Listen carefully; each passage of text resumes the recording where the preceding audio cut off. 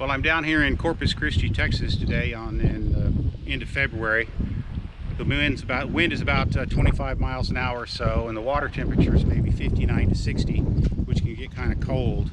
Like I said, the wind's blowing about 20-25 miles an hour that way. And so what I'm trying out today is my Kokatat. It's not a dry top, it's a semi-dry top. It's called a Tempest. It's got a neoprene seal up here as opposed to the latex seal, and on the wrists it has a latex gasket. So it's kind of like a semi-wetsuit. And the reason I got this is because my head is simply too big to fit through the latex gaskets, and my neck is too big too, because I'm a kind of a husky fella. What we're going to do today is it's been the first ride since I replaced my fuel pump. I don't know if you remember last time I was out, my fuel pump crapped out about 200 miles up the intercoastal, and I had to turn around and come back. And so I had the whole fuel sending unit, fuel pump unit replaced. So we're going to see if that did the trick. Hopefully it did. But of course, we won't really know until a really long ride. One thing I've also made some mods to the ski, as you'll see here, is I put on the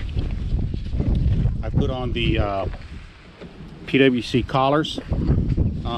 There's some modifications that I made to the collars. You'll see is that we did not take off this rail here and slip their rail up in and punch through the lip on the underside. To me, that just seemed to be too much of a hassle. And so what I have is these positive mounts that are bolted into the fiberglass. Don't be afraid, the fiberglass is really tough on these skis. And I've shown you in some other videos what kind of bolt anchors we use for these machine bolts. You also see here we have this lip on the front. I ride in areas where there's lots of surface weeds and surface grass, and these are to hopefully prevent the grass from coming up and getting caught in the PWC collar. One of the reasons for the PWC collar is that, as you can see, we're loaded kind of heavy because I don't take short trips. My trips are multi-day, multi-week trips, and so you have to have everything, including the kitchen sink, affixed to your ski. From the front to the back, we got the anchor. I've gone over that before. Got a long tow rope. Hope I don't need that. Got this grillage where we have a tent, emergency tent.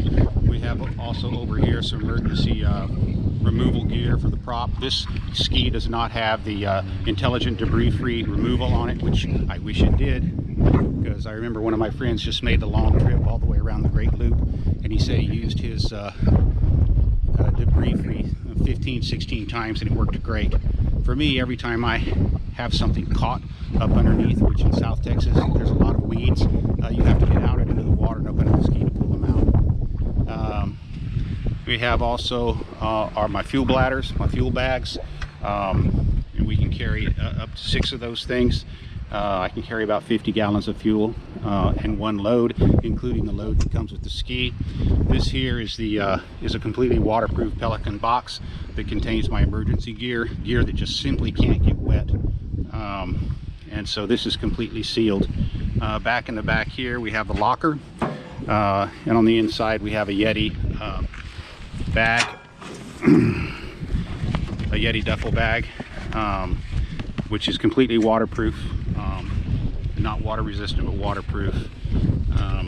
And of course there's a top on it, and you can close it and you can lock it also. You can lock this, and also you can also lock your bags into the ski, so when you're overnighting and things.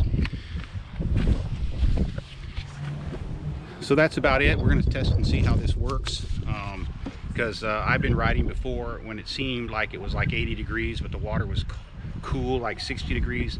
And let me tell you, when the wind is blowing 35 miles an hour at you, it really gets kind of cold, even though the ambient air temperature is high, like 75 or so. And especially right now, it's probably, I don't know, it feels like it might be 70, 72 or something like that. All right, we'll give it a whirl and see how it goes.